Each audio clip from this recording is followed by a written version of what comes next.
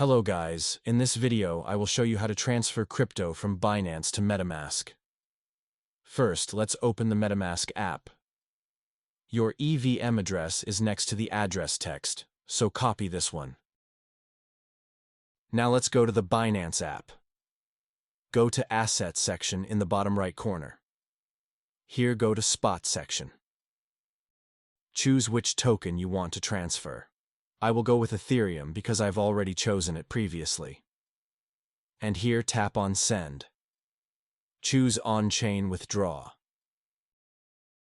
First, let's paste address we have copied before. Next, choose the network.